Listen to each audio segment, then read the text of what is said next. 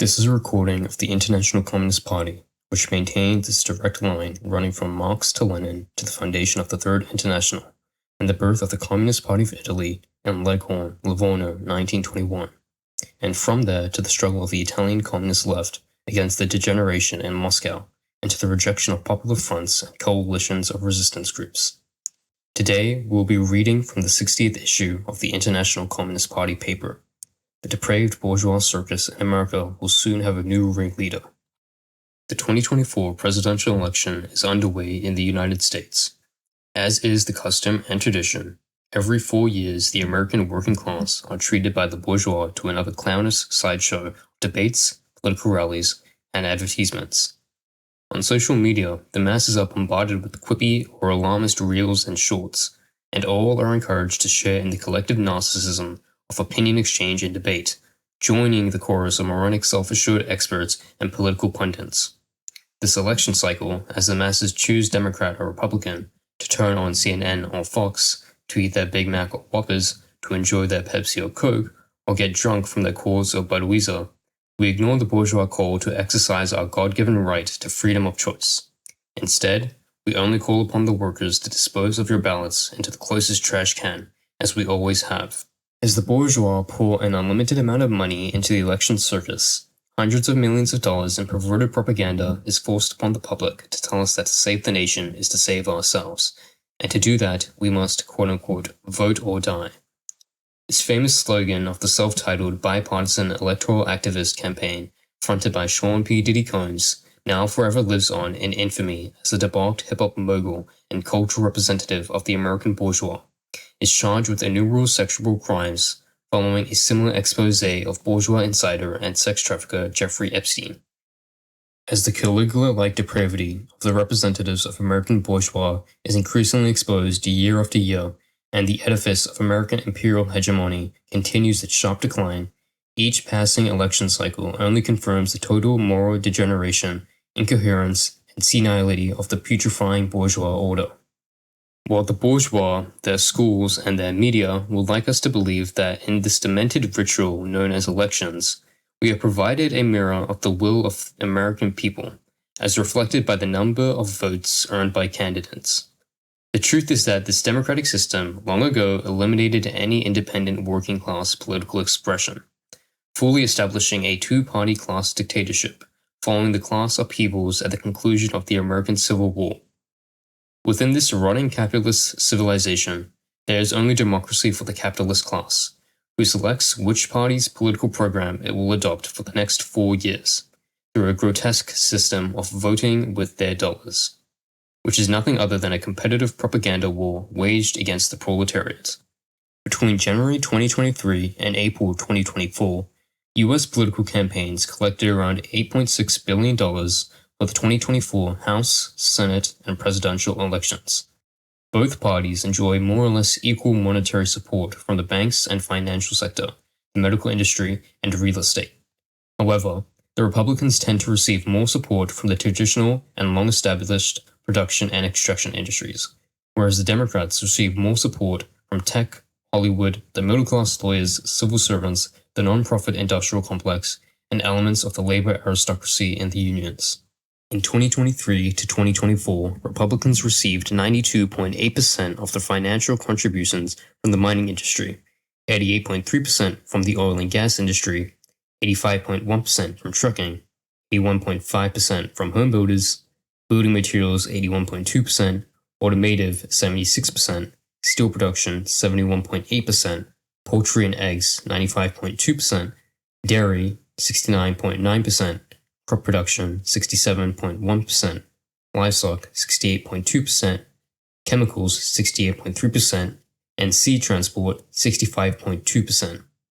In 2023 to 2024, Democrats of all donations received from electronics manufacturing and equipment 64%, 86.7% of the TV/movie industry's donations, of all unions 93% of donations, education, universities and schools 91%, internet companies 85.2%, publishing companies 84.4%, nonprofits 80%, lawyers 78.9%, civil servants 76.4%.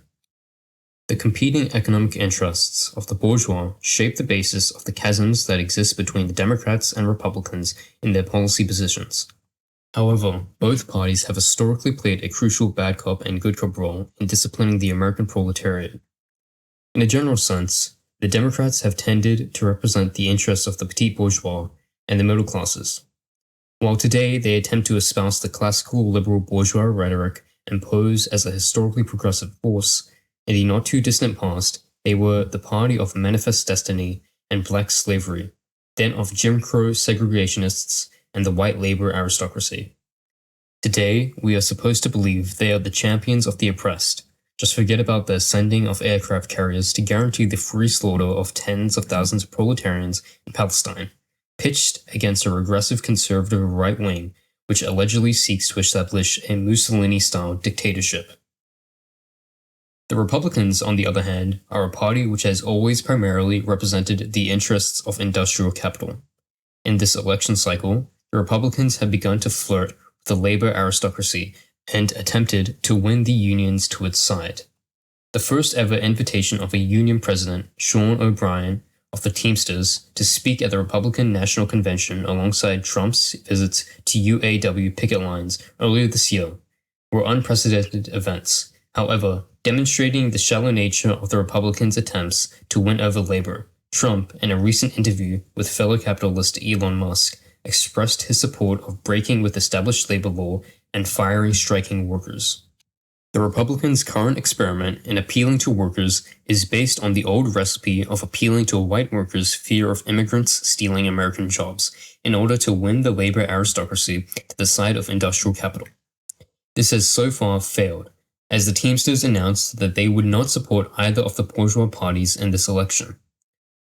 Regardless of the reasons, this break with the two bourgeois parties by one of the largest unions in the country represents a significant moment in the history of the working class, which is today finding a newly combative footing amid a mass strike wave that continues to grow across the country and the world.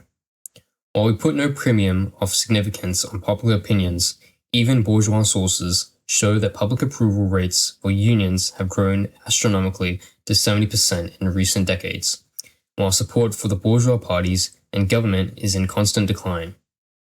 This is merely an indication of the shifting tides within American society, where unions and strikes are increasingly seen as the realm to deliver material gains for workers as the false promises of economic recovery for the working class by the bourgeois parties continue to fall flat. As such, the Republicans, and by extension the Democrats, opt to propagandize cultural critiques of society, reducing the deepening economic crisis into a narrowly conceived moralistic degeneration that appeals to the reactionary traditional sentiments of the petty bourgeoisie. For instance, amid the global recession that followed the 2020 pandemic, a so-called labor shortage emerged as workers began taking up strike action and refusing to work for low wages. The bourgeois screamed, "No one wants to work." In response, the Federal Reserve organized an attack on the working class by raising interest rates, creating wide-scale unemployment to reduce workers' bargaining power. Likewise, the mass migration to the southern national border, which is a result of the imperialist domination of the global south, conveniently became the source of Americans losing jobs, the opioid crisis, crime, and homelessness, portraying desperate workers in search of employment to be only criminals bringing social blight upon the nation, and thereby absolving any responsibility on behalf of the international bourgeoisie. The Republican Party offers a border policy which will never completely cut off immigration, but instead works to create a section of highly exploited labor constantly in fear of deportation. The national capital has little interest in completely drying up its reserve army of labor, merely using its state apparatus to crush them into total submission. The Republican Party's policy is intended to act as the hammer against the most exploited workers, the immigrants, the indigenous peoples, poor black workers, women, and gender non-conforming, while the Democrats act as the velvet glove that keep the workers in place for the next firing round by offering false promises of upward mobility for a select few minorities to the ranks of the labor aristocracy and middle classes. While as a result of the growing accumulation crisis within the capitalist economy, the industrial interests are increasingly at odds with the elements of liberal democracy and the middle classes who defend it. The two capitalist parties, the collective capitalist class, have always found unity in the patriotic work of beating the American and international working class into submission. Be it from the use of its marines and aircraft carriers, or its police, prisons, and border walls, nothing will ever change the nature of these two blood-drenched social machines of hypocrisy and war, which sacrifices all that is sane and beautiful in the world on the monstrous altar of capitalist imperialism. Regarding the particular issues confronting the bourgeois in this election, the most important is Trump's proposal of a national tariff of 1,020% on almost all imported goods, with much higher tariffs proposed on China. The tariff benefits the domestic manufacturing and extraction industries in the United States, as it helps keep out foreign imports of finished goods and raw materials. Thus, it eliminates competition and keeps the domestic market captured by the national industrial capital. From the Biden administration's successful passage of the CHIPS Act to this tariff, the US capitalist class is in a mad rush to re-establish its industrial base, in preparation for the next inter-imperialist war. However, while Trump claims it as a method of developing US industrial production capacity, its ability to actually affect significant growth of the US industrial bases at this point in history is highly questionable, as are the other policies recently passed by the bourgeois. Despite this, by hamstringing foreign competition, it will enable a further attack on the living standard of the US workers by allowing US companies to jack up prices on consumer goods, unabated. It is a return to the old mercantilist trade policies which predominated the world in the pre-World War era, and has always been an essential policy of developing capitalism, which sought to cultivate its own industrial centers through protectionism. The tariff builds on Trump's trade wars, which, despite his claimed isolationist foreign policy, allegedly aimed at preventing World War III, sets the stage for future imperialist conflict by escalating their respective national capitals' competition over raw resources markets, escalating tensions with US imperialism's primary enemy, China. Democrats have branded the tariff a national sales tax, which will result in increased costs for each household up to $4,000 a year. Many of the financial interests also feel it will increase inflation. The Democrats currently favor retaining cheap imports from China while focusing the forces of US imperialism on the war in Ukraine with Russia. Trump, on the other hand, has stated that he would immediately bring about a negotiated resolution to the conflict. Trump's position on Ukraine is a primary cause of one of those now 3 alleged assassination attempts against him in the course of the election. During his presidency, Trump was constantly at odds with his generals and fired many. It seems his position on Ukraine is out of line with the established consensus doctrine within the US military bureaucracies. The Democrats under Kamala Harris have made half-hearted calls for price controls to restrict price gouging, which has led to inflation. As usual, the Democratic campaign has once again made more empty promises to raise taxes on big businesses and Americans making $400,000 a year, whereas the Republicans propose a number of tax cuts worth trillions. Harris's opportunity economy attempts to appeal to petite bourgeoisie by offering competitive relief in the struggle against the big capitalists through various tax breaks and startup capital incentives. Under capitalism, competition is a precondition of monopoly and vice versa. There is no idealistic small capitalism that does not eventually result in or dissolve from monopolization. Her pie-in-the-sky plan for the opportunity economy offers nothing to the working masses, who themselves struggle against both the petty bourgeois and the big bourgeoisie. It is easy for the Democrats to adopt empty nationalist union rhetoric like, when unions are strong, America is strong.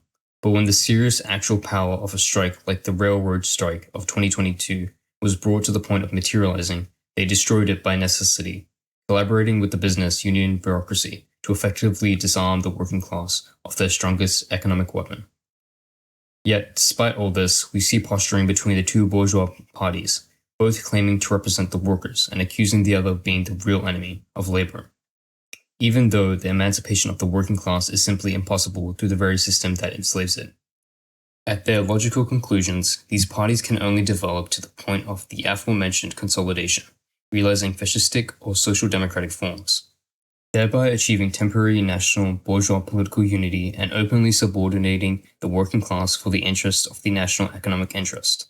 Such was the strategy of the ruling classes in the period of crisis leading up to the Second World War, with European fascism, Stalinism, and FDR social democracy. The Republicans' disproportionate backing by the traditional landed industrial interests compared to the liberal middle classes, which forms a large part of the Democrats' base, explains how the increasing polarization and hostile partisanship between the two bourgeois parties has emerged amid an increasingly unhealthy capitalism facing a profit accumulation crisis, which forces the big bourgeois to eat up the middle classes and labor aristocracy to retain its rate of profit accumulation. As a result, the two bourgeois parties find themselves increasingly unable to come to agreement on many key issues, including the federal budget on a recurring basis. In this election cycle, Trump continues to diverge from the norm in American bourgeois politics by openly threatening use of the military and legal system to take retribution against political rivals within the bourgeois, while also alluding to the possibility of establishing himself as unelected head of state. In response, the Democrats have again taken up an anti-fascist rhetoric in a campaign to save democracy. Many Republicans have openly discussed the possibility that Trump's election may be the last presidential election in the United States, amid more comments referring to a possible civil war should Trump not be elected. In light of the events of the January 6th insurrection, where a disorganized mob of a few thousand Trump supporters stormed the Capitol, as well as the subsequent failed legal prosecution by the Democrats, Trump has certainly become a martyr to his base, which is composed of a large section of declassed petite bourgeois and lumpen elements who see the liberal order as needing to be replaced by an authoritarian leader imbued with special powers. While Trump's own comments and those of other Republicans indicate that the idea of shedding the democratic veneer to the bourgeois regime is certainly being considered by many within the ruling class, Trump himself in this election cycle has made contradictory comments about his own ambitions this election. His chaotic leadership style, unpopularity within many in the military, and the general division among the bourgeois amid the absence of a true existential threat to their class order in the immediate future make it highly unlikely for their class to consolidate itself around Trump at this time.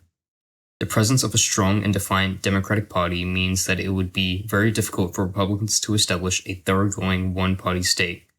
Regardless of whether or not Donald Trump himself strives to become a full-blown dictator in the immediate future, does not deter from the long-established worldwide march of the bourgeois states towards increasingly authoritarian and fascistic methods.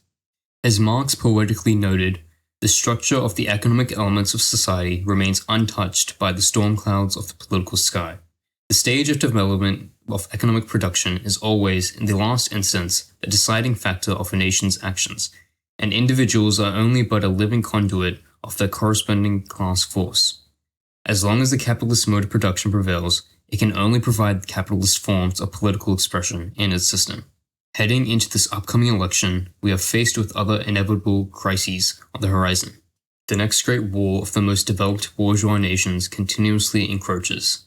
The rising price of goods and the ability for masses to replenish their natural needs is becoming harder and harder to obtain, and the looming natural disaster brought about by capitalist overproduction is largely unaddressed. Imperial tensions in Europe and the Middle East are reaching deadly peaks, with bourgeois wars ravaging innocent working masses through the guise of national self-determination on all sides.